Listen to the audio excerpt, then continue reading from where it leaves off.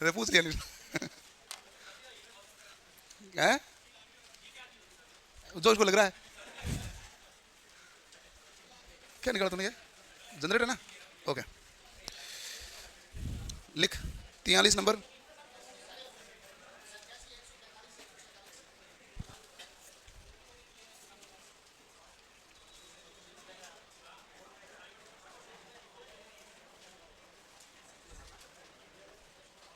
छोटी का ले आपका सवाल तो न्यूमेरिकल थोड़ी है। हाँ, लिख दूँ अगला 97।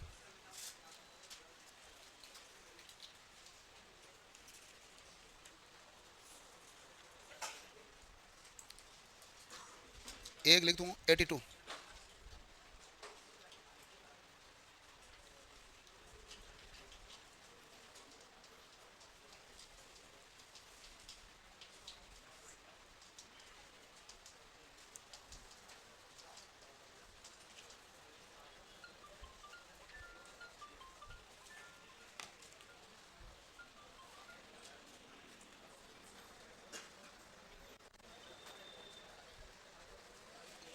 नहीं लिख, 57 लिख दे। 82 की जगह 82 की जगह 57 कर दे।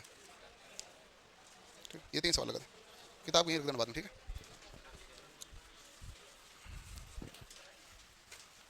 हाँ भाई, पहले थोड़ा डीसी शंट जनरेटर का 2-3 एक सवाल कर लेते हैं, कैसे कैसे सवाल पूछे हैं, तो थोड़े से न्यूमेरिकल टाइप से हो जाए। थ्योरी तो फिर भी आप पढ़ लेते हैं, न्यूमेरिकल टाइप पढ़ना जरूरी है। वो फिर कंफ्यूजन आएगा, करोगे कैसे? थ्योरी तो कोई बात नहीं, एक लाइन आएगी। जैसे मान लो उन्होंने सवाल पूछा था, उसमें था घरेलू प्रकाश और इलेक्ट्रोप्लेटिंग में घरेलू प्रकाश मान लिया था। इनका आपका कहना है इलेक्ट्रोप्लेटिंग उत्तर होना चाहिए ना। हाँ, ऑप्शन दोनों है, तो होना तो वैसे इलेक्ट्रोप्लेटिंग ही चाहिए, क्योंकि घरेलू प्रकाश व्यवस्था के लिए जब हम काम में लेते हैं तो कम्युलेटिव कंपाउंड जनरेटर को प्रयोग करते हैं, और वो भी लेवल कंपाउंड में, है ना भाई, कम दूरी या अंडर कंपाउंड में, तो इलेक्ट्रोप्लेटिंग होना चाहिए वैसे तो उसका कायदे से। लिख लो।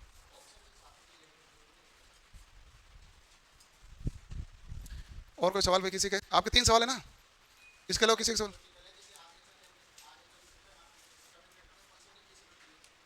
कम्यूटेटर में, हाँ, किसको? पल्स सेटिंग को कम कैसे करेंगे?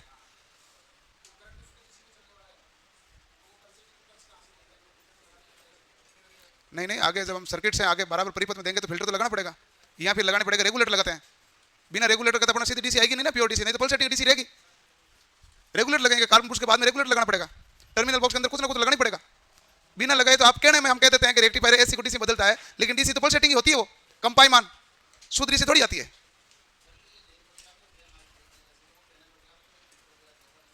किस पैनल में लगा हुआ वहां दिखाई नहीं जाता, बाकी लगना जरूरी होता है ना। बिना फिल्टर तो आपके सही करेगा कैसे? डीसी बनाएगा कौन प्योर?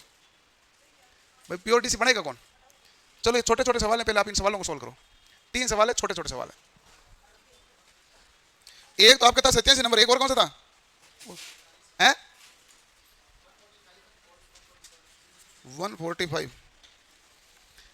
यदि क्रॉस फील्ड जनरेटर में पोल की संख्या 2 है तो इंटरपोल की संख्या क्या होगी? ओके, ये एक केस ही है अलग से। वैसे तो क्या है कि पोल की संख्या के बराबर होता है, लेकिन क्रॉस फील्ड का एक अलग केस है, ये अलग सवाल ही अलग है। एक और कौन सा था? डीसी जनरेटर में अंतर ध्रुव यानी इंटरपोल है ना, इंटरपोल कैसे जुड़ा होता है? समान ध्रुवता के साथ, ये कहना चाह रहे थे। अब वो भाई कल वाला उन्होंने भी बोला था, जो हमने इंटरपोल लिखा ना, इंटरपोल में विपरीत ध्रुवता लिखा था, उसकी जगह समान ध्रुवता कर देना। उसने भी बताया था। क्या नाम, आपका नाम क्या है? रवि। हाँ, नाम पूछ लेता, फिर मैं इतने याद रहते हैं मुझे, 2-4 नाम याद रहते हैं, नाम मुझे बहुत कम याद रहते हैं, शक्ल से याद रहते हैं। तो वो आपने इंटरपोल लिखा ना, विपरीत ध्रुवता, विपरीत की जगह समान कर देना इंटरपोल में। बाकी तो सही था, कंपनसेटिंग में तो विपरीत है, इंटरपोल में समान कर देना भाई।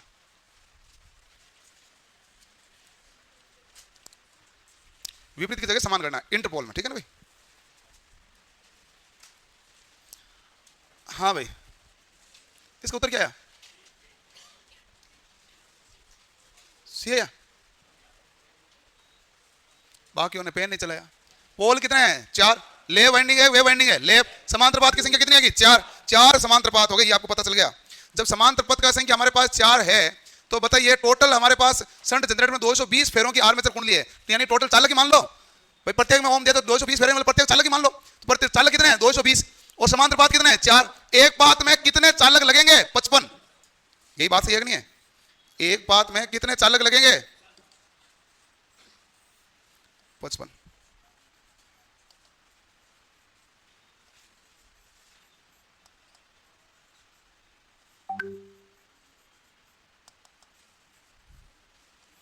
चलो भाई कितने लगेंगे भाई 55। अब बताओ कि यहां पर भी इसमें भी 55 चालक है, इसमें भी 55, इसमें भी 55 और इसमें भी 55, टोटल कितने चालक हो गए 220।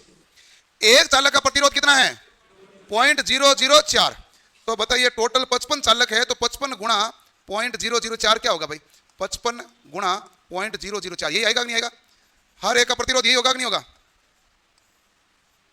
हर एक का प्रतिरोध क्या है 55 गुणा 0.004, इसका भी 55 गुणा 0.004, इसका भी 55 गुणा 0.004 और इसका भी 55 गुणा 0.004।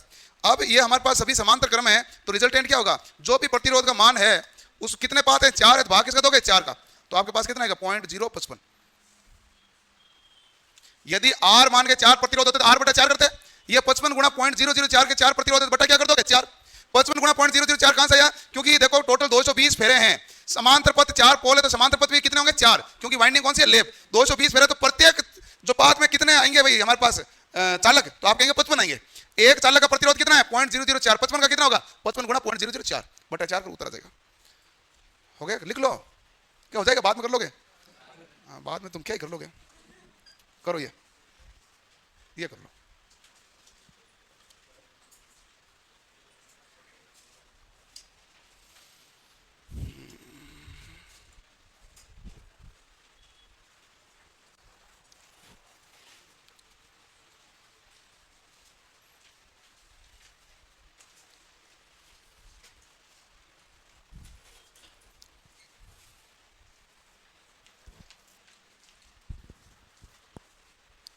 करो भाई सॉल्व करो आराम से।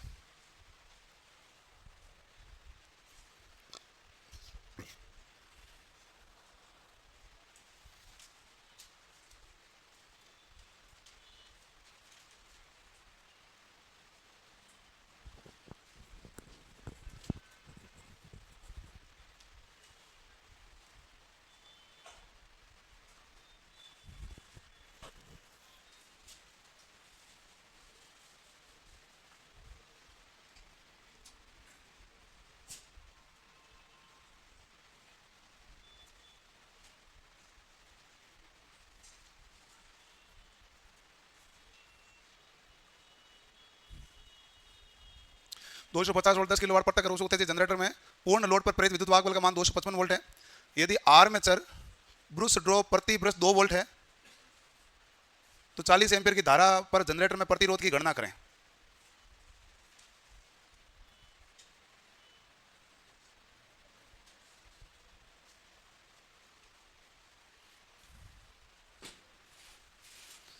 ऐसा होता है भाई आपके पास आर्मेचर प्रतिरोध ही पूछा, भार धारा पर जनरेटर के प्रतिरोध की गणना करें। करो भाई। एक आपके पास V बराबर क्या होता है प्रत्यक्ष रूप से उत्तेजित में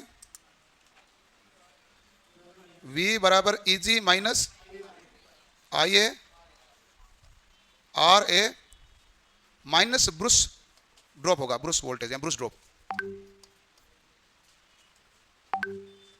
करो सोल्व। लेकिन हमें इतना करना नहीं है, आउटपुट वोल्टेज 250 दे दिया इसने, पावर भी इसने दे दिया और आउटपुट वोल्टेज है धारा है हमारे पास, तो लोड प्रतिरोध पूछा, मैं आर्मेचर थोड़ी पूछा है।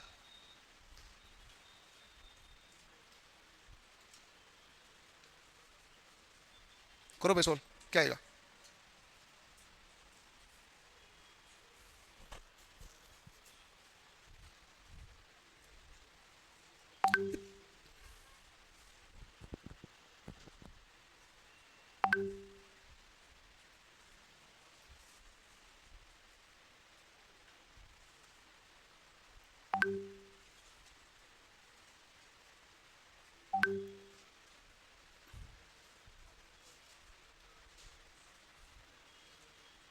चलो एक काम करते हैं, आप सर्किट बना लो भाई, ये प्रत्यक्ष रूप से उत्तेजित है भाई, ये उत्तेजित जनरेटर का सर्किट बना लो। काम करो आप भाई, सवाल समझ में नहीं आ रहा होगा आपको, लेकिन ऊपर नाम एक तो लिखा हो ना, प्रत्यक्ष रूप से उत्तेजित जनरेटर है, सर्किट बना लो। जो जो बताऊं वो करते जाओ, आप करना तो आपको ही पड़ेगा। जब भी डीसी शंट का प्रत्यक्ष का सीरीज का समझ में नहीं आए सर्किट बनाओ, पहला काम ये होता है। समझ में आ जाए सीधा तो अच्छी बात है, भाई समझ में आए तो ये रहा पूरा पड़ा सामने, इसे उतर आ जाएगा। समझ में नहीं आ रहा है तो क्या बना लो, सर्किट। तो सर्किट बना लो।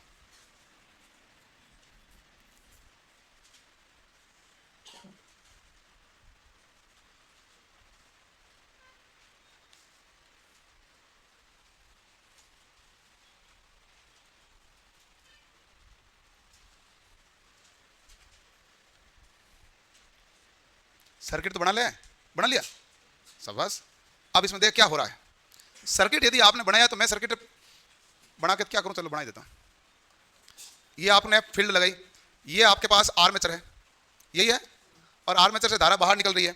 वैसे इसका प्रतिरोध दिखाना होता नहीं है, लेकिन इसके अंदर प्रतिरोध होता है। हमारे पास क्या है भाई, आर ए, और ये धारा जो जा रही है वो क्या है भाई, आई ए। धारा किस में जाएगी भाई, लोड में, लोड में जाएगी। लोड का प्रतिरोध क्या, आर एल। इसमें धारा आएगी वो कौन सी है, आई एल। यहाँ वोल्टेज हमारे पास क्या मिलेगा, वी एल।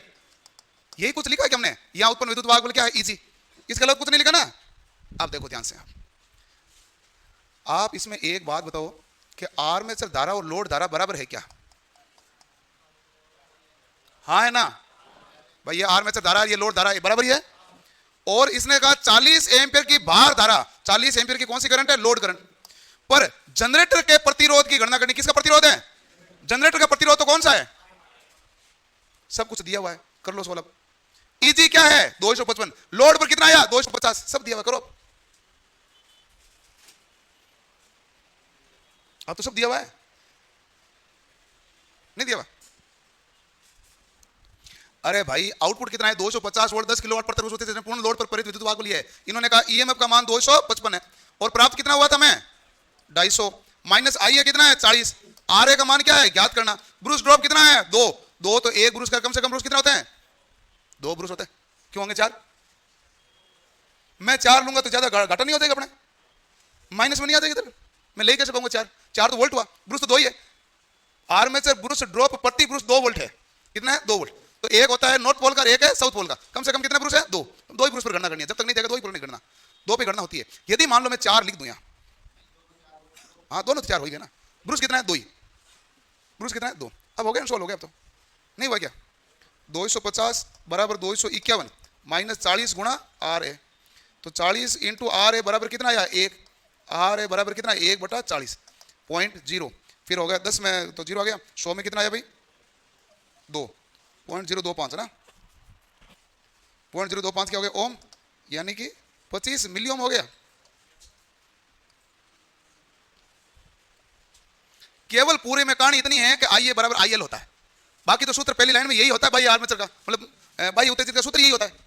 आई ए बराबर क्या होता है, आई एल। ये सूत्र निकालना थोड़ी पड़ेगा बाबू को, वो तो आप जानते हैं ना।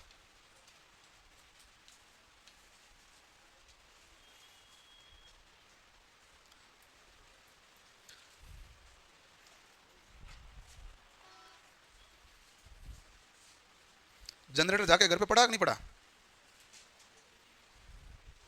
पढ़ा तूने, क्यों नहीं पढ़ा है, कहां चले गो, तूने पढ़ा नहीं पढ़ा भाई पड़ोसी, हेलो, कल जैसे जनरेटर पढ़ा, पढ़ा कि नहीं पढ़ा, नहीं पढ़ा। तूने पढ़ा, पूरा पढ़ लिया, तो सवाल अगला कर लेगा ना। हो जाए तो हो जाए, नहीं हो तो नहीं हो। तूने, चलो ठीक, तेरे तो ऊपर नजर है मेरी। सूत्र याद रहता है, जमाना क्या होता है, शीशे लिखना होता है। चलो लिख लिया आपने, मान लेते हैं। अगला सवाल है, इसमें कुछ नहीं जमाना है, जमाना है ही नहीं कुछ। करो करो, आगे वाली लाइन करो।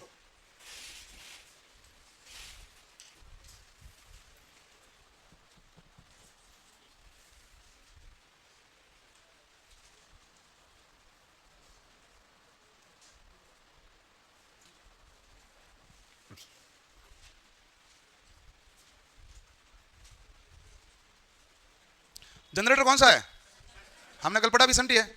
यदि आपको समझ में नहीं आ रहा सवाल थोड़ा बहुत ही, तो आप सर्किट बना लो पहले। तो शंट जनरेटर होता कैसा है, मैं तो आपको सॉल्यूशन करने का तरीका बता रहा हूं। आप क्या आलसी हो, जनरेटर बनाते नहीं, आपको लगता है कि यार हमारी इज्जत चली जाएगी। इज्जत क्या चली जाएगी, आप देखो सही। जब भी आपसे सवाल नहीं हो, पहले सर्किट बनाओ। हवा में करने की कोशिश मत करो। सर्किट बनाओगे तो उत्तर दिखेगा। क्यों भाई, दिखेगा कि नहीं दिखेगा, तो बड़ा फिर किसका वेट कर रहा है। हाँ भाई तू पढ़ गया, तू बड़ा, इसको देख देख के क्या बनाता है, बड़ा।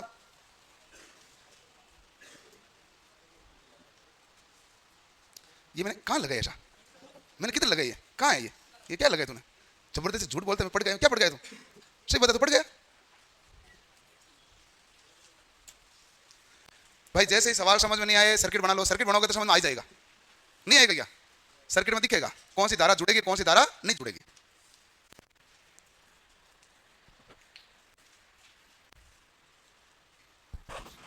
बना बना तू कर, सोल्व कर आगे। सर्किट बनाने के बाद में जो पर्सन में लिखा हुआ है वो सर्किट में जहां जहां जगह वहां लिख दो। दूसरा काम ये करो,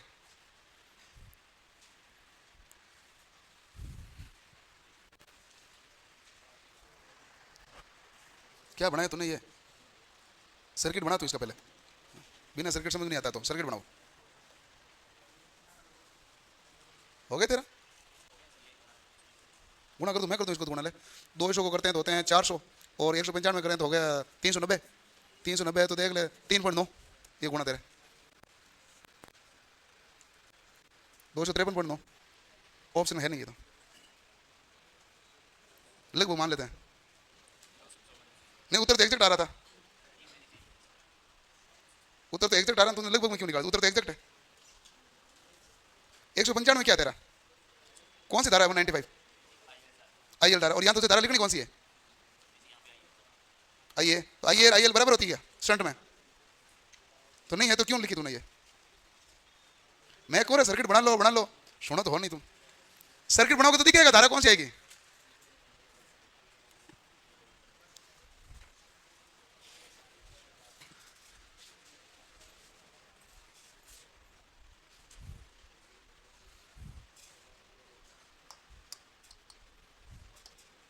शंट जनरेटर में 250 वोल्ट के टर्मिनल विभवांतर 195 एम्पीयर प्रदान करता है। आर्मेचर का प्रतिरोध शंट क्षेत्र प्रतिरोध दिया हुआ है। विद्युत वाहक बल का मान ज्ञात करना है। कहने का मतलब यह है कि इन्होंने यह कहा कि यह हमारे पास है एक आर्मेचर, यही बता रहा भाई। यह हमारे पास कौन सी फील्ड वाइंडिंग है भाई? Shunt field winding. और इधर हमारे पास क्या जुड़ा हुआ है? लोड।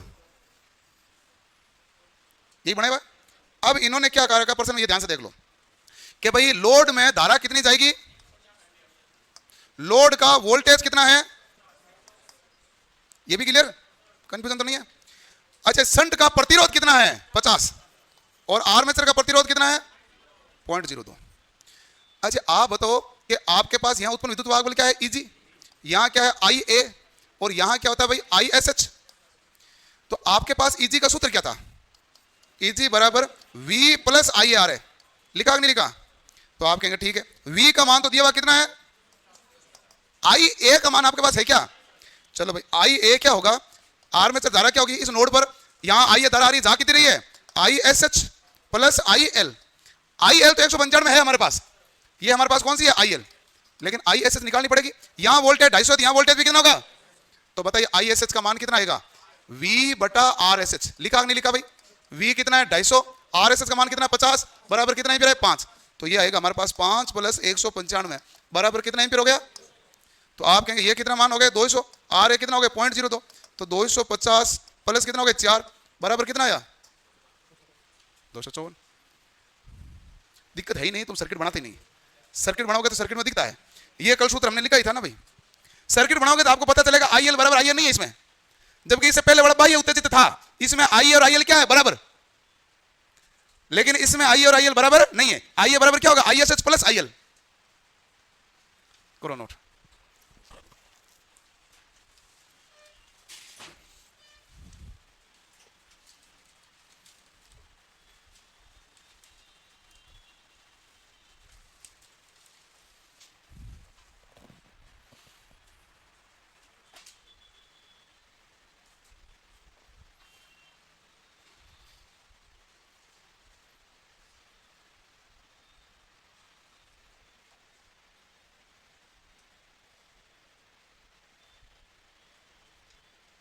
हो गया भाई?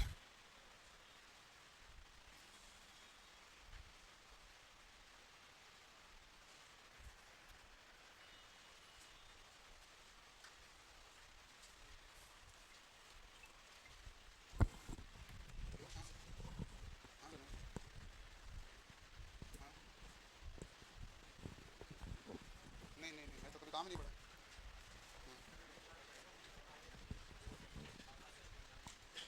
मेरा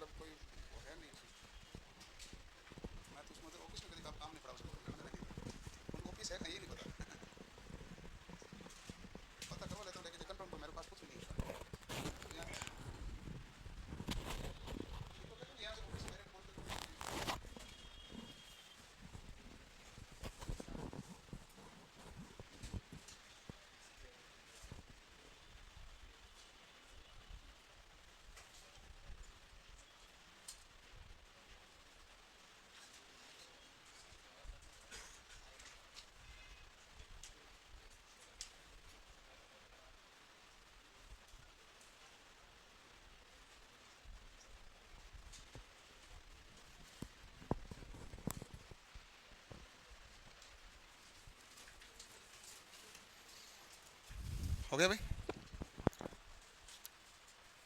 अगला हम करते हैं सीरीज जनरेटर के बारे में पढ़ते हैं। सीरीज में ही आपको सर्किट के हिसाब से एनालिसिस करोगे तब तो सीरीज हो जाएगा। बिना सर्किट आप कैसे जाओगे? तो थ्योरेटिकल एक ही लाइन है, उसमें होता है कि भाई आर्मेचर के श्रेणी क्रम में वाइंडिंग जोड़नी है और मोटा तार होगा और कम लपेटे होंगे। थ्योरेटिकल हुआ खत्म। एक और थ्योरेटिकल लाइन है कि बूस्टर के रूप में काम में लिया जाता है। ये तो है ना भाई सीरीज में। और कोई थ्योरेटिकल कोई लाइन है क्या? कुछ भी नहीं है। अब आपको सर्किट समझना होगा, सर्किट समझोगे तो सवाल हो जाएंगे। हम सर्किट के हिसाब से अध्ययन करेंगे भाई, ठीक है।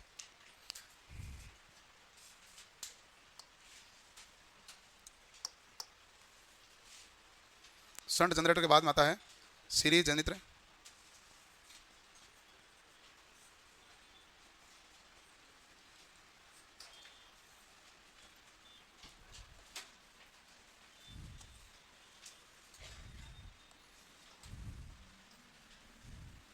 सीरीज जनरेटर, ठीक है। सीरीज जनरेटर क्या है?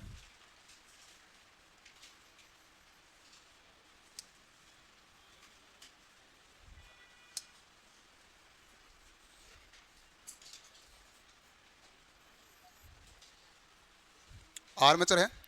आर्मेचर के श्रेणी क्रम में कौन सी वाइंडिंग जोड़ेंगे भाई? Field winding. फील्ड वाइंडिंग कौन से क्रम में जुड़ेगी? आर्मेचर के श्रेणी क्रम में। और ये हमारे पास क्या हो गया भाई? लोड। तो लोड में जो धारा प्रवाहित होगी आरएल में, उस धारा को हम क्या कहेंगे? आरएल। श्रेणी में प्रतिरोध क्या कहलाएगा? आरएसई। और यहाँ धारा क्या कहलाएगी भाई? आईएसई। और ये हमारे पास आर्मेचर का प्रतिरोध है, इसमें धारा क्या होगी भाई? आर्मेचर की। और इसमें उत्पन्न विद्युत वाहक बल का मान क्या होगा? ईजी। सही बात है। तो आप देखो तो श्रेणी क्रम में तो धारा समान ही होती है। तो आप कहेंगे भाई जो आर्मेचर धारा है ये वही सीरीज वाइंडिंग में प्रवाहित होगी। और वही धारा कौन सी होगी भाई? लोड की। सब धारा क्या होगी? समान। और हमारे पास श्रेणी वाइंडिंग होता है, इसका प्रतिरोध का मान क्या होता है? कम। आर्मेचर का वैसे भी कम होता ही है, श्रेणी वाइंडिंग का प्रतिरोध कम होता है। तो इसमें फील्ड वाइंडिंग किसकी बनी होती है भाई? फील्ड वाइंडिंग मोटा तार एवं कम लपेटे से निर्मित है।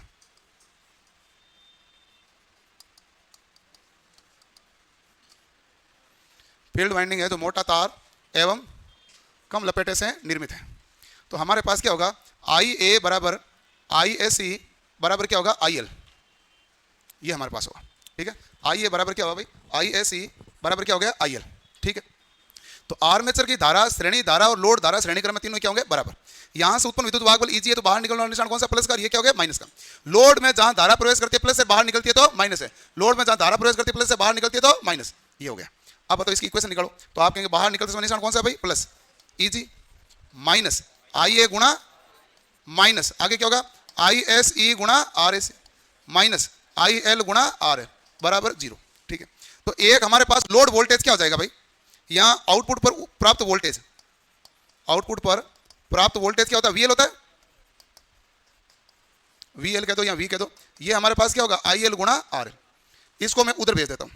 तो मेरे पास क्या हो गया भाई? EG minus I A R A minus I S C R S C बराबर क्या हो गया? वीएल। आई और आई एस सी तो बराबर ही है। आई और आई एस सी क्या है? बराबर। तो हमारे पास वी एल बराबर क्या हो जाएगा भाई? ईजी माइनस आई ए तो ले लो कॉमन, ये क्या आ गया भाई? R A plus R S C. तो ये हमारे पास लोड पर प्राप्त होने वाला वोल्टेज है। सीरीज जनरेटर में थ्योरेटिकल एक लाइन लिख दो। इसमें फील्ड वाइंडिंग कैसे जोड़ी जाती है? इसमें फील्ड वाइंडिंग को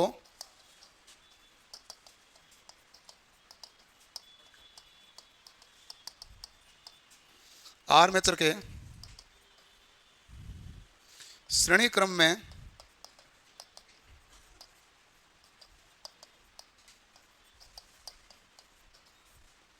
संयोजित किया जाता है। इसमें फील्ड वाइंडिंग को आर्मेचर के श्रेणी क्रम में संयोजित किया जाता है। फील्ड वाइंडिंग को कैसे जोड़ा जाता है भाई? आर्मेचर के श्रेणी क्रम में संयोजित किया जाता है, ठीक है भाई, करो नोट।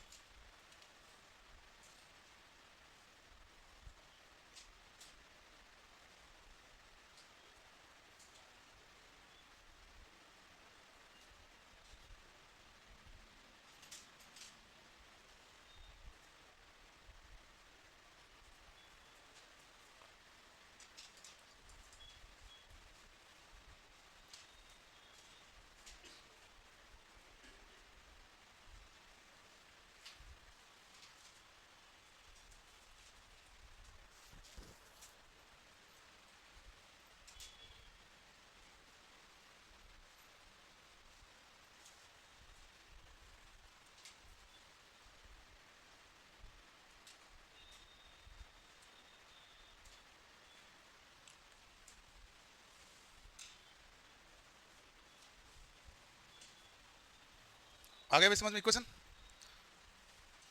इक्वेशन का तरीका समझ में आना जरूरी है, बाकी कोई दिक्कत है नहीं इसमें।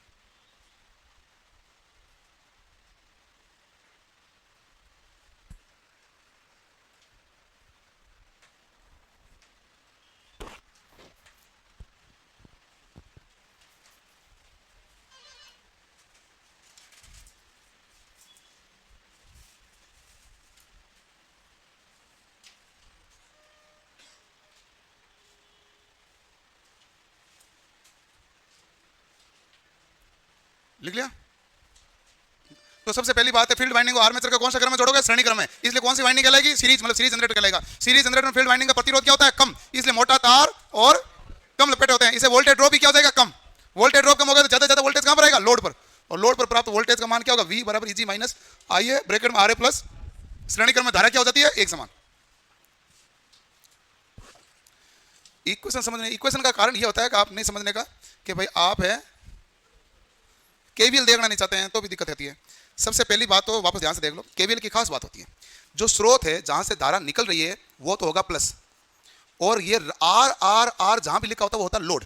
लोड में जहां धारा प्रवेश करती है वो प्लस है, जहां बाहर निकलती क्या होता है? माइनस। ये क्या होगा? प्लस, और ये क्या होगा? माइनस। ये क्या होगा? प्लस, और ये क्या होगा? माइनस। इस लूप के अंदर हम देखते हैं तो हम कहते हैं कि एक बंद लूप के अंदर वोल्टेज का कुल योग क्या होगा? जीरो। आप बताओ इसमें बाहर निकलते हैं तो कौन सा है भाई निशान? प्लस का, माइनस का? प्लस का। वोल्टेज क्या है? आर्मेचर का Eg, तो आप कहेंगे भाई प्लस का Eg हो गया, ठीक है। अब यहां बाहर निकल निशान कौन सा है? माइनस का। यहां पर आपको वोल्टेज दिया हुआ है क्या? नहीं। तो V बराबर क्या होता है? IR। I क्या है? IA। R क्या है? R है, तो मैंने लिखा IA गुणा R है। इसी हिसाब से आगे चले, यहां बाहर निकल निशान कौन सा है? माइनस का। बताओ क्या आएगा? ISE RSE। आगे बाहर निकले क्या आएगा? माइनस का। क्या आया? IL गुणा बराबर क्या हो गया? जीरो। ठीक बात है। अब देखो कि हमारे पास IL गुणा RL बराबर क्या होता है? VL, क्योंकि लोड पर प्राप्त वोल्टेज हो जाएगा, तो लोड पर वोल्टेज होगा उसे हम क्या कहेंगे? VL। लोड पर वोल्टेज क्या कहलाएगा? VL। तो आप कहेंगे Eg, तो Eg पड़ा है, minus IA RA minus ISE RSE बराबर क्या हो गया? उधर चला गया तो VL। अब तो VL बराबर क्या है? तो आप कहेंगे साहब Eg तो Eg है ही, IA और ISE बराबर है तो कॉमन ले लूं मैं, तो RA प्लस क्या हो जाएगा भाई? RSE। क्लियर? ये मामला है, इसमें कोई दिक्कत नहीं है, ठीक है।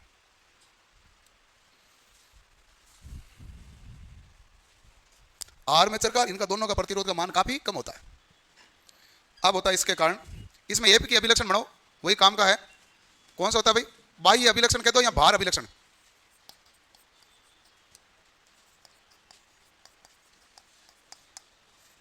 भार अभिलक्षण। भार अभिलक्षण किस पर निर्भर करेगा भाई? भार पर निर्भर है, लोड पर निर्भर है।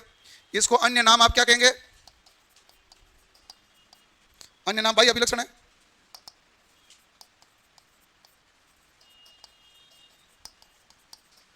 अब बताइए बाह्य अभिलक्षण किस पर निर्भर करता है?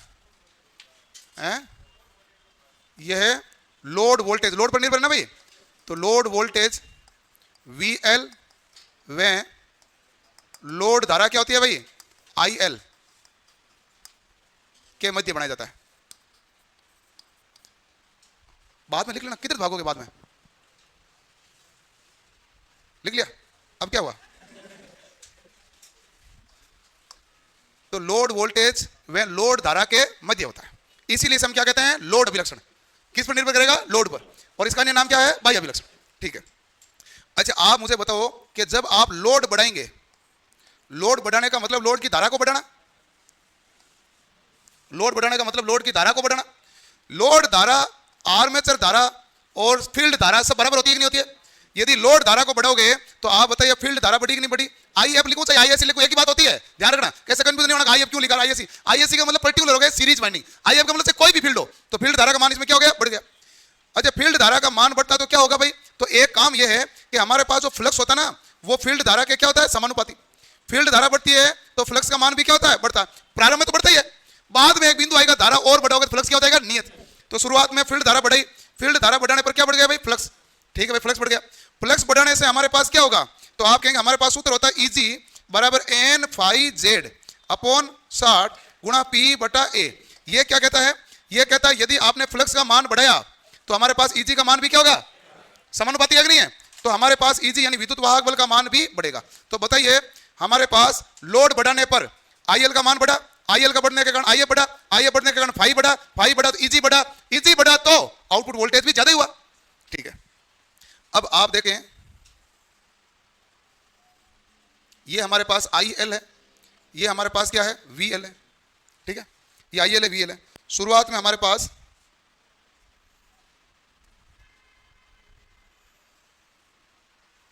शुरुआत में तेजी से वोल्टेज बढ़ता है, शुरुआत में वोल्टेज क्या बढ़ता है तेजी से, एक बिंदु आने के बाद में वोल्टेज हमारे पास क्या होने लग जाता है डाउन। अब ये नीचे क्यों आने लगा, इसकी भी तो कहानी होगी ना कोई। नीचे इसलिए आने लगा कि फ्लक्स ने हाथ खड़े कर दिया, अब हम सैचुरेशन लेवल पे आ चुके हैं, तो फ्लक्स तो बढ़ेगा नहीं, फ्लक्स नहीं बढ़ेगा तो ईजी तो बढ़ेगा नहीं। अब ईजी नहीं बढ़ेगा तो हमारे पास वीएल ईआर ईजी ने नहीं बढ़ेंगे।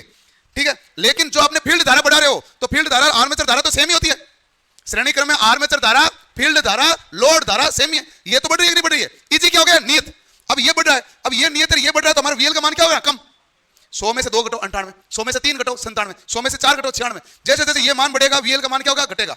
तो उसके बाद में हमारे पास वीएल का मान घटने लगा कब, जब हमारे पास संतृप्ति आ जाती है। जब तक संतृप्ति नहीं आती है तो प्रभावी रूप से फ्लक्स बढ़ता है तो ईजी का मान क्या बढ़ता है ज्यादा, और आर्मेचर धारा का प्रभाव क्या रहता है कम, क्योंकि आरए और आरएसी दोनों क्या होते हैं छोटे होते हैं। लेकिन जब हमारे पास ईजी तो बढ़ना ही बंद होता है तो हमारे पास वीएल क्या हो जाता है प्रभावी। तो ये हमारे पास होता है इसका अभिलक्षण का ग्राफ। पूछे सीरीज जनरेटर किसके रूप में कार्य करता है, बूस्टर के रूप में, वोल्टेज बूस्टर के रूप में कार्य।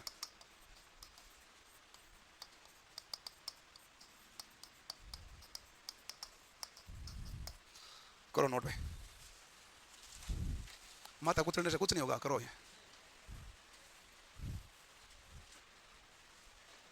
अब एक एक स्टेप जो लिखा है, एक एक स्टेप बता के लिखा है वो ध्यान रखना भाई, सवाल ऐसा पूछ सकते हैं थ्योरेटिकल में।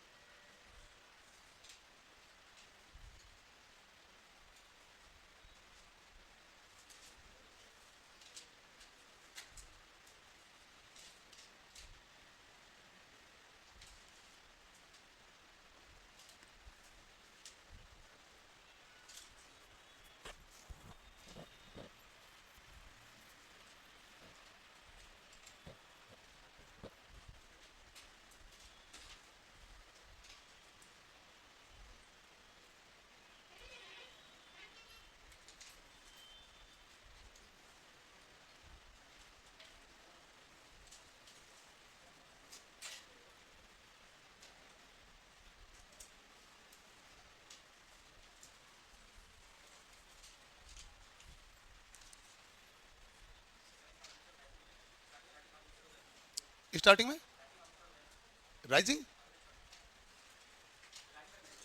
पड़ोसी बता भाई क्या कहा। मैं फ्रीक्वेंसी मैच नहीं कर पा रहा हूं, मैं रियलिटी बताऊं, आपको किसी को सुना तो बता दो। आपकी फ्रीक्वेंसी ज्यादा फटाफट बोलते, मैं कैच नहीं कर पा रहा हूं। राइजिंग, तो राइजिंग हो रहा है, शुरुआत में बढ़ रहा है। राइजिंग का मतलब क्या होता है बढ़ना, बूस्टर का मतलब भी क्या होता है बढ़ना, तो सेम होगा, तो नाम है चेंज है। आपने सुबह भी ऐसे सवाल पूछा था, उसका पर्यायवाची शब्द पूछ रहे हो आप तो मेरे से।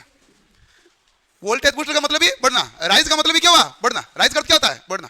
तो राइजिंग अभिलक्षण है क्या, बिल्कुल राइजिंग है निश्चित रूप से। आप इसको राइजिंग अभिलक्षण कह सकते हैं, निश्चित रूप से कह सकते हैं, क्योंकि हम तो बूस्टर के रूप में काम लेते हैं। बूस्टर का मतलब भी क्या होता है वोल्टेज को बढ़ाना, यानी राइज करना। तो राइजिंग अभिलक्षण ये है। ये जो नाम है ना ऐसे निकल निकल गए हैं, हाँ ले फाइंडिंग होता है। ये नाम हो सकते हैं ना, ये नाम ऐसे नहीं है कि आपको याद करने पड़ेंगे, ये नाम ऐसे होते हैं कि आपको इसको देख के बताने होते हैं। ठीक से सवाल हुआ है? हाँ, तो क्या लिखा हुआ है? हाँ, वर्धित वोल्टेज राइजिंग हुआ, वोल्टेज बढ़ने का अभिलक्षण किसमें है? वर्धित वोल्टेज का मतलब बूस्टर भी होता है, बूस्टर का मतलब भी वर्धित होता है। वो तो गूगल में आपके राइजिंग नाम आगे होगा, मतलब बूस्टर का मतलब भी क्या होता है? बढ़ना। वर्धित वर्धित लिखा हो तो यही हुआ, बूस्टर हुआ। तो वोल्टेज बूस्टर के रूप में कौन सा काम करता है? Series generator. ठीक है, ये हाँ, ये डीसी पारेषण लाइन में वोल्टेज बूस्टर के रूप में काम करता है। पूरी लाइन तो ये रही है, डीसी पारेषण लाइन में मध्य में जुड़ता है।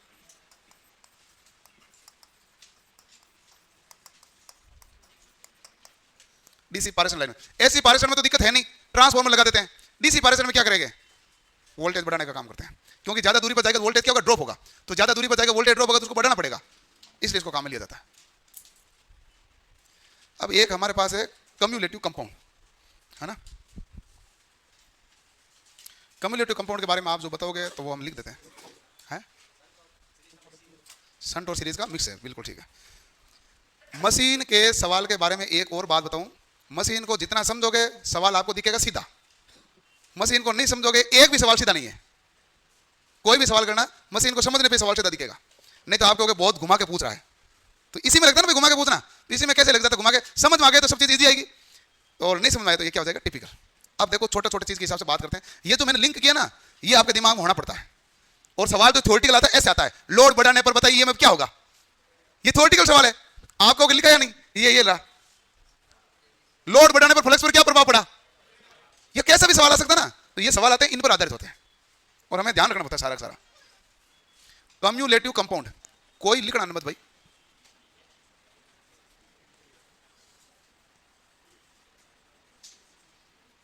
कम्युलेटिव कंपाउंड का मतलब होता है, सॉरी सीधे कंपाउंड लिखो, कम्युलेटिव क्यों लिखूं? तो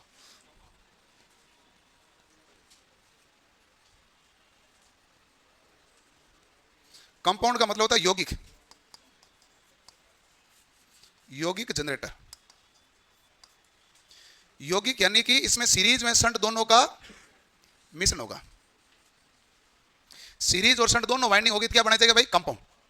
केवल सीरीज नहीं है, सीरीज और शंट दोनों है तो क्या बनेगा भाई? कंपाउंड। ठीक है। अब जो कंपाउंड है वो दो प्रकार से है। एक कहलाता है हमारे पास कम्युलेटिव कंपाउंड,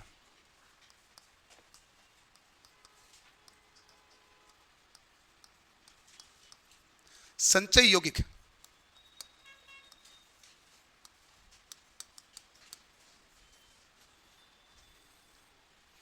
दूसरा है हमारे पास डिफरेंशियल कंपाउंड।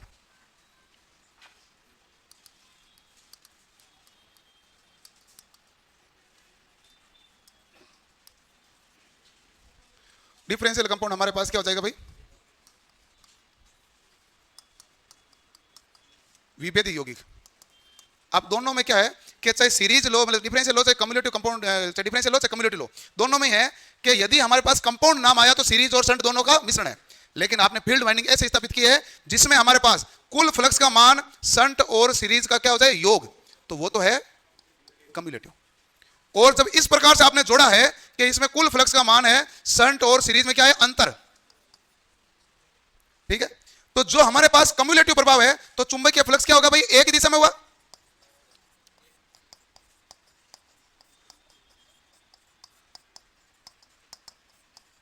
यानी कि हमारे पास क्या हुआ? योग। और यहां पर चुंबकीय फ्लक्स कौन सी दिशा में भाई? विपरीत।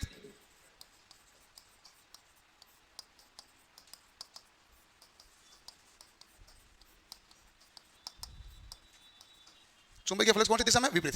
ठीक है। अब जब हमारे पास चुंबकीय फ्लक्स इसमें एक ही दिशा में है तो यह मैग्नेटाइजिंग यानी चुंबकीय प्रभाव उत्पन्न कर रहा है, और यह विचुंबकीय प्रभाव, क्योंकि यह चुंबक को क्या कर रहा है? कम कर रहा है। कौन सा प्रभाव है? विचुंबकीय। और यह कौन सा? मैग्नेटाइजिंग इफेक्ट है, मैग्नेटाइजिंग करंट के कारण। इसमें कौन सा प्रभाव होता है? चुंबकीय। इसमें कौन सा प्रभाव होने लग जाता है? विचुंबकीय। विचुंबकीय प्रभाव होने का मतलब क्या हुआ? इसका मतलब हुआ जैसे आपने लोड बढ़ाया, वोल्टेज स्लाइटली डिक्रीज नहीं होगा, एकदम से गिरेगा, रैपिडली डिक्रीज होगा। अचानक से वोल्टेज क्या होगा? डाउन। क्योंकि यहां पर चुंबकीय फ्लक्स जैसे आपने स्टार्ट किया, चुंबकीय फ्लक्स शंट वाले को भाई ये तो केवल ये कहता है कि तुम प्योर शंट ही रखता ना, तो अभी तो ऐसा होता कि नहीं होता? लेकिन तू तो शंट ही नहीं रख रहा, तू तो इसमें से और सीरीज को माइनस कर रहा है। तो ये कह रहा है कि ऐसा बनेगा, इसे स्लाइटली डिक्रीज नहीं करते हैं, रैपिडली डिक्रीज, यही हुआ ना। तो आप कहेंगे लोड बढ़ने पर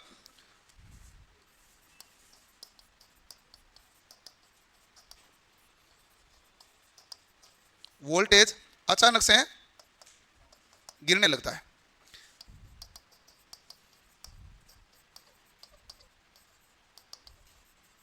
रैपिडली डिक्रीज, इसका कॉमर्शियल यूज तो है ही नहीं, बंद।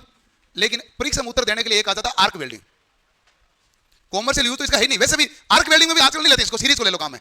क्योंकि यदि ये ऑप्शन नहीं है तो आर्क वेल्डिंग में कौन सा काम आ जाता है, सीरीज। आया भी सवाल रहता है। तो आर्क वेल्डिंग में सीरीज, क्योंकि सीरीज में भी एक बार वोल्टेज बढ़ेगा लेकिन बाद में वापस क्या होगा, डाउन। तो यहां पर इसका उपयोग कहां होता है, आर्क वेल्डिंग में। ठीक है, औद्योगिक उपयोग नहीं होता।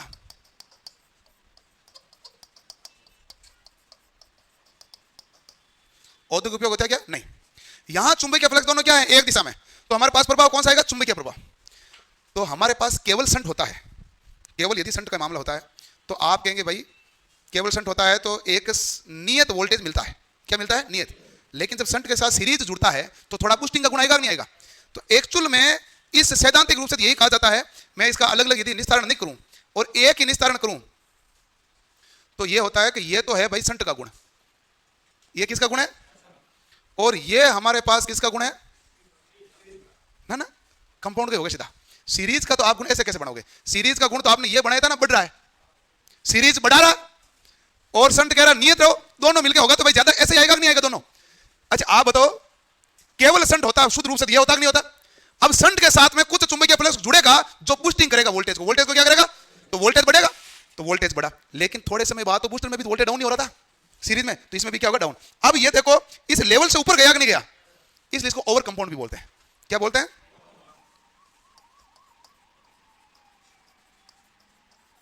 Over compound. और यदि मान लो हमारे पास सीरीज का मान कम करो, सीरीज वाइंडिंग का मान क्या कर दो, कम। जब सीरीज वाइंडिंग का मान मैं थोड़ा कम करूंगा तो मेरे पास गुण ऐसा बन जाएगा, ऐसे बनेगा। इसे मैं क्या कहूंगा, लेवल कंपाउंड। इसे कौन सा कंपाउंड कहूंगा, देखो लेवल पे चला कि नहीं चला, ये लेवल से ऊपर हुआ तो ओवर हुआ, तो ये हमारे पास कौन सा हो गया, लेवल कंपाउंड। और यदि मान लो इससे हमारे पास सीरीज और कम है तो ये इस प्रकार से डाउन हुआ, तो ये हमारे पास अंडर कंपाउंड भी कहलाता है। कौन सा कहलाता है, ये सभी कौन सा है, कॉम्युलेटिव कंपाउंड का भाग। अब देखो कि वैसे तो पूछा जाता है कि कंपाउंड का प्रयोग ही कहां लेते हैं, प्रकाश अवस्था में। लंबी दूरी पर पारेषण करना है तो कौन सा होता है भाई,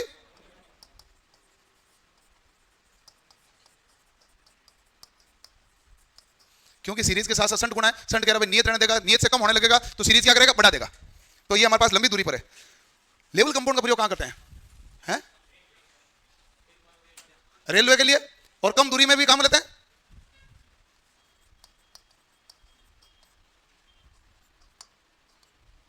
रेलवे में ट्रांसमिशन करना हो यानी कम दूरी पर, अंडर कंपाउंड प्रयोग कहां करते हैं, इलेक्ट्रोप्लेटिंग में ले सकते हैं, लिखो भाई बाकी देखेंगे। ओवर में, हाँ लंबी दूरी ऐसे होता है, इसको बीच में लगाते हैं, जैसे मान लो वोल्टेज डाउन होता है ना तो वापस बढ़ा देते हैं, उसके बाद आगे ट्रांसमिट होता रहेगा। हाँ ये लंबी दूरी का मतलब है लोड ज्यादा बढ़ोगे तो घटेगा, लोड नहीं बढ़ोगे क्यों घटेगा भाई, लोड आपने यहीं तक रखा तो ये इसी पॉइंट पे चलेगा कि नहीं चलेगा, लोड पर डिपेंड हुआ।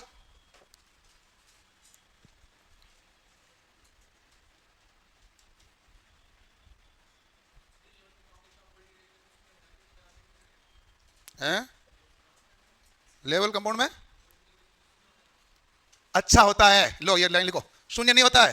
हाँ शून्य होता है ना, अच्छा अच्छा मतलब शून्य तो आइडियल हो जाता है ना, अच्छा होता है तो मतलब शून्य के पास होता है, शून्य नहीं कहते हैं, शून्य के पास होता है, आइडियल कंडीशन में जीरो माना जाता है, नहीं तो हम क्या माने, अच्छा होता है। तो आप इसमें ये लिखोगे वोल्टेज रेगुलेशन अच्छा होता है। वोल्टेज रेगुलेशन अच्छा होने का मतलब है कम से कम होना, और शून्य के पास ही होता है। एग्जैक्ट शून्य तो लेवल कंपाउंड है, यानी आदर्श अवस्था होता है तब शून्य मानते हैं किसी भी सिस्टम में। बाकी ये क्या होता है, शून्य के पास होता है। इसमें वोल्टेज रेगुलेशन क्या होता है, खराब, क्योंकि लोड बढ़ाने पर आउटपुट वोल्टेज में होने वाला परिवर्तन के संबंध में क्या निकाला जाता है, वोल्टेज रेगुलेशन। और यहां पर आउटपुट वोल्टेज तो गया, देखो कितना नीचे जाएगा, रेपिडली डिक्रीज। तो वोल्टेज रेगुलेशन क्या हो गया, बहुत ज्यादा, यानी बिगड़ गया। वोल्टेज रेगुलेशन मान क्या होना चाहिए, कम से कम। हाँ पॉजिटिव होगा। No load minus full load, no load पर यहां है, फुल लोड पर कम हुआ तो होगा प्लस में, वो तो सूत्र ही बता देगा आपको। तो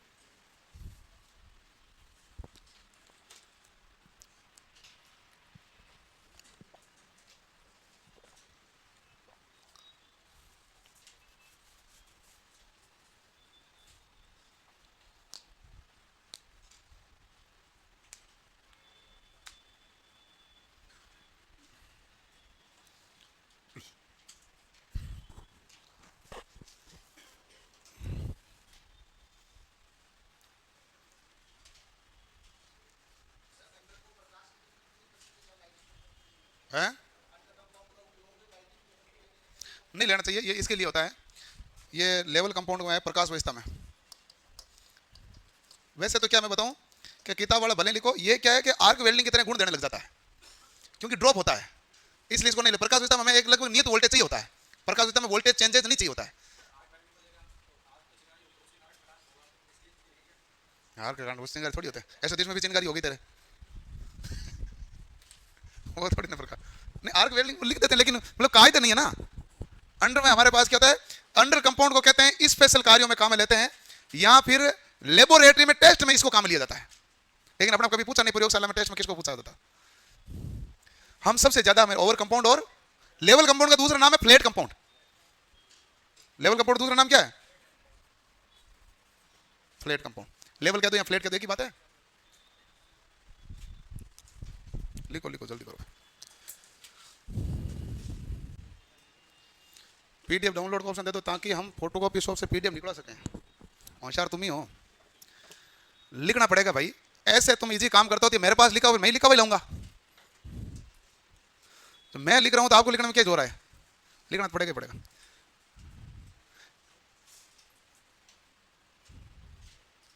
अंडर कंपाउंड को लेथ मशीन में यूज कर सकते हैं, हाँ कर सकते हैं उसमें, लेकिन वो तो मोटर काम में ली जाती है। मैंने तो कुछ जगहों पर काम में लिया जाता है या पता नहीं भाई। लेथ मशीन है जो हम लेते हैं 3 फेज इंडक्शन मोटर में, रिलक्टेंस मोटर, प्रतिष्ठम रिलक्टेंस मोटर होती है, डीसी शंट मोटर के समान है। रिलक्टेंस मोटर किसके समान होती है? नहीं रिलक्टेंस नहीं है, अरे स्टेशन नहीं, रिलक्टेंस नहीं, एक और कौन सी थी, प्रतिकर्षण, उसकी इंग्लिश क्या कहते हैं? रिपल्सन है, हमें नाम है। रिपल्सन मोटर होती है, डीसी शंट मोटर के समान होती है, और उसका प्रयोग लेथ मशीन में करते हैं। तो वो तो सही बात है, नियत ही चाहिए उसमें लेथ मशीन में। तो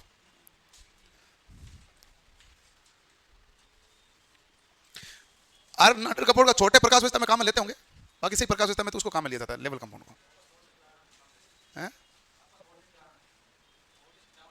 हाँ हाँ, वोल्टेज डाउन होता है वहां ले सकते हैं। हो गया भाई। अब देखो कि एक बार और हम कंपाउंड के बारे में देख लेते हैं, लॉन्ग शंट और शॉर्ट शंट।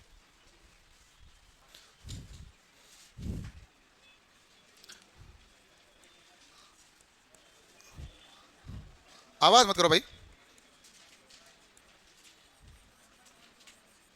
जो नाम के साथ याद रखेगा याद रह जाएगा, नहीं तो नहीं रहेगा। ये कौन सा शंट बोला गया? पहला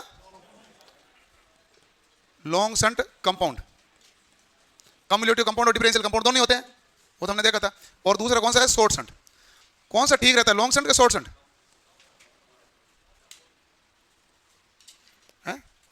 देखो इतना सा देखना है सिंपल भाषा में कि ये आपके पास परिपथ बना देते हैं। ये हमारे पास कौन सा है? Series winding. ये कौन सा है? आर्मेचर। और ये आपने क्या जोड़ा? लोड। ये सीरीज वाइंडिंग, ये जोड़ा आपने लोड, ये हमारे पास आर्मेचर में विद्युत वाहक बल ईजी। इधर हो तो आप क्या देखेंगे भाई? आप कहेंगे सर सेम ही मामला है। यहां पर आपने क्या कहेंगे भाई? ये आरएसी, यहां हमारे पास क्या है? आर्मेचर, और यहां हमारे पास क्या हो गया? लोड। यहां तो कोई अंतर है क्या? अब एक कौन सा है? लॉन्ग शंट, एक है शॉर्ट शंट। लॉन्ग शंट है तो पूरा इसके बराबर आएगा शंट, लॉन्ग शंट है तो लॉन्ग आएगा शंट, पूरे पर आया कि नहीं आया? लॉन्ग शंट है तो लॉन्ग आ गया, और शॉर्ट शंट है तो केवल कहां पर आया? तो परिपथ में तो आप कंफ्यूजन होंगे नहीं। शॉर्ट शंट केवल आर्मेचर के एक्रॉस शंट है, लॉन्ग शंट में आर्मेचर और सीरीज वाइंडिंग दोनों के एक्रॉस शंट है। अब इसे फर्क क्या पड़ेगा? यदि आप लोड धारा बढ़ाएंगे, मान लो लोड बढ़ाओगे, लोड बढ़ोगे तो भी हमारे पास यहां पर क्या होगा कि इसमें तो धारा क्या रहेगी भाई? फ्लक्स नियत रहेगा, क्योंकि समांतर में वोल्टेज यदि नियत होता है फ्लक्स क्या होगा? नियत। इस पर निर्भर करेगा, तो यह शंट की तरह कार्य करेगा। तो यहां फ्लक्स का मान क्या रहेगा? नियत। तो वोल्टेज रेगुलेशन किसका अच्छा होगा? लॉन्ग शंट का। शॉर्ट शंट में जैसे ही धारा बढ़ोगे तो ज्यादातर तो ड्रॉप यहां आएगा, लेकिन कुछ ड्रॉप तो यहां भी आएगा, कुछ आएगा नहीं आएगा, जिसके कारण प्रभावित होगा। दोनों में वोल्टेज रेगुलेशन किसका अच्छा है? लॉन्ग शंट का।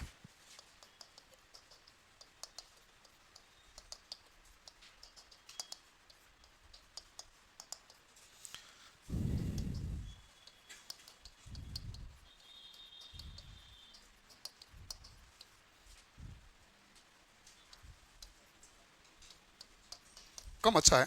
अच्छा ये ऐसा क्या खराब है? क्योंकि आरएस इतना ज्यादा करता नहीं है, पूरा खराब वाला मामला है नहीं, लेकिन कम अच्छा है। इसका उपयोग कम, इसका उपयोग क्या करते हैं? नहीं के बराबर, कम ही करते हैं। वाइडली यूज्ड कौन सा होता है? चाहे बैटरी चार्जिंग हो, यदि कम्युलेटिव को काम में लेना हो, और यदि इलेक्ट्रोप्लेटिंग में कम्युलेटिव को काम में लेना हो तो कौन सा काम में लोगे? Long shunt. क्योंकि बैटरी चार्जिंग हो चाहे इलेक्ट्रोप्लेटिंग हो, समान वोल्टेज दे रहे नहीं दे रहे, वोल्टेज रेगुलेशन क्या चाहिए? अच्छा। तो कम्युलेटिव कंपाउंड में कौन सा लोगे? Long shunt, short shunt? Long shunt. तो सबसे ज्यादा यूज कौन सा होता है? Long shunt. बस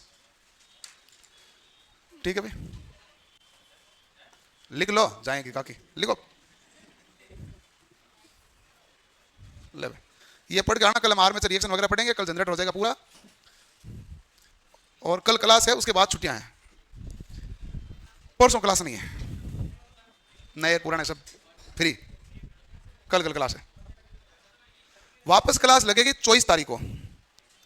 23 तारीख को भाई दूज है, 24 को लगेगी वापस क्लास है। सोमवार से लगा नहीं सकता, सोमवार को दिवाली लगी। सोमवार को दिवाली ना भाई, सोमवार को कैसे लगा सकता हूं मैं? और समझ तो मैं भी गया, लेकिन मुझे समझ है नहीं वो। अच्छा आप बताओ, चलो मैं वोटिंग करा लेता हूं। हाँ ये ठीक रहेगा ना? नहीं वोटिंग में देख लेते हैं। वोटिंग में किधर जीतना है वो देख लेते हैं, पहले फाइनल कर लेते हैं ना। जीतोगे तो वही जीतेंगे, तो इसमें फाइनल ही है ना। तो बताओ कौन कौन चाहते हैं कि क्लास सोमवार से हो? अरे इसने अगले सोमवार मतलब 27 तारीख से। देखो बहुत ही कम बच्चे हैं, है कि नहीं है? बहुत कम बच्चे ना, तो इसलिए सोमवार से क्यों पहले ही हो जाएगी। हार गए नहीं हार गए? मैंने आपको कहा था, मैंने कहा बताओ किसको जिताना है? हैं? नहीं कल तो आएगा, कल तो आएगा क्लास। तो भाई बहुत कम बच्चे चाहते हैं कि मंडे से क्लास हो, बाकी सब चाहते हैं शुक्रवार से हो। तो हम बाकी सभी का मन रखना चाहेंगे। ये वोटिंग के अंदर निर्णय, इसमें मेरा पक्षपात भी नहीं है। ये वोटिंग वैसे ही हुई है जैसे बीजेपी कराती है। नहीं निष्पक्ष। एक तरफ वो भी तो ऐसे बोलते हैं ना निष्पक्ष कराते हैं, हमने भी निष्पक्ष कराई है। आपको साफ साफ आपके सामने खड़े होकर पूछा नहीं पूछा, लेकिन इसके अंदर ट्रिक थी। ट्रिक क्या थी? जिसका मैं पूछूंगा वो हारेगा। मैं यदि दूसरा हराना चाहता मैं दूसरे को भी पूछ सकता था। अब नहीं पूछेंगे, एक बार पूछते हैं, अगली बार होगी आगे वोटिंग। है कम्यूटेशन प्रभाव होता है, कंपनसेटिंग होता है कि उसको शॉर्ट सर्किटों के कारण दूर करने का तरीका। क्रॉस मैग्नेटिक वालों को, विचुंबकीय प्रभाव को, उनको अलग अलग नाम ही है, चीज अलग अलग है। कम्यूटेशन होता है कि तांबे के यानी खंडों के ऊपर कार्बन बुश के गति करने से शॉर्ट सर्किट होता है। उससे सुरक्षा के लिए आप क्या करते हैं? नहीं वो प्रभाव उत्पन्न होता है, कम्यूटेशन होता है, उसको दूर करने के लिए इंटरपोल काम लेते हैं, ये उच्च प्रतिरोध के कार्बन बुश काम लेती है। ओके भाई, ऑनलाइन क्या क्या हो गया?